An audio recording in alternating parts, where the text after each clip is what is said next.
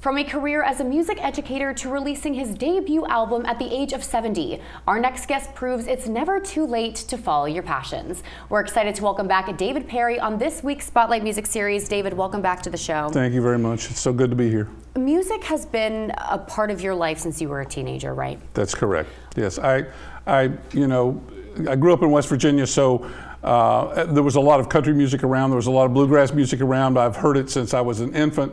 My father, even though wasn't a musician, but he played a lot of music and enjoyed listening to a lot of music. But I was drawn to music probably originally by listening to it on the radio. Okay, really? And the Beatles came around in 1964, and that, of course, changed everything as far as my interests were concerned. So I ended up playing in garage bands when I was in high school and that kind of thing, and picking up the guitar and being in the high school band, and that's been the big influence, I guess. My high school band director was a big musical influence for me when I was younger. And then you went to school and you pursued a career in music as a music educator. That's right. I taught high school and middle school band mostly, but I even did some chorus during my career over 35 years. So that was something that, you know, to do anything else other than that was really difficult, because teaching's certainly more than a full-time job as far as how many hours a day you spend doing it, that kind of thing. So it took a little while for me to get back to those early days of getting up in the morning and just picking up a guitar and playing and so on, like I did when I was in high school and earlier even. Now you've started this journey as a singer-songwriter. How long have you been doing this, would you say? I started seriously looking at things about 4.5, 5 years ago. Started looking how other people write songs and what they do and their approach and so on. I've been to a couple of singer-songwriter retreat clinic type of situations and learned a lot from that.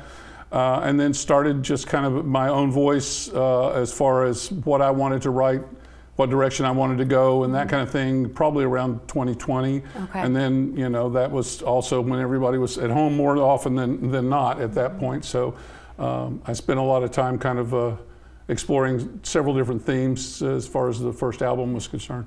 And you mentioned researching and learning, and it's interesting because you spent so much of your life as an educator. How do you feel like your career as a music educator has continued to influence your songwriting? Well, you know, I was originally a bassoonist, actually, and play saxophone and some other woodwind instruments.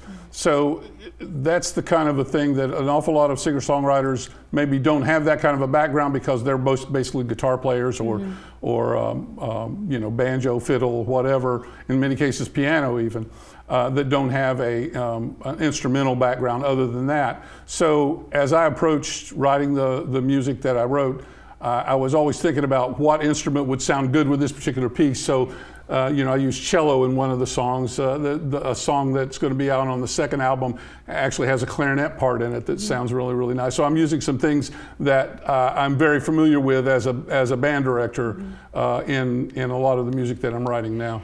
Speaking of that second album, you mentioned that you wanted it to be completed in mid of this year. So how is that shaping up? It's coming along very nicely. I'm still shooting for that, so that sometime maybe late summer, early fall, I'll have all the pieces together and I'll be able to release that. Well, we actually are getting to hear a song off this album, The Dash, right, after the break. But tell us a little about this song, what it means. This particular song is one that I got the idea from it by actually looking at a gravestone, at a tombstone, and realized that the three prominent things on anybody's tombstones, usually their name and the day they were born, the day they died. And that in reality, the important thing there is that little dash in between those two dates, because that's where all the good stuff happens. That's where life happens. That's where you make the decisions as to what kind of a person you're going to be. So it's sort of a reflective song. That's one of the reasons I wanted to release it on January 1st, is because, you know, at first of the year, we're looking back on the year before. We're kind of thinking about how we want to live our lives the year after that, the new year.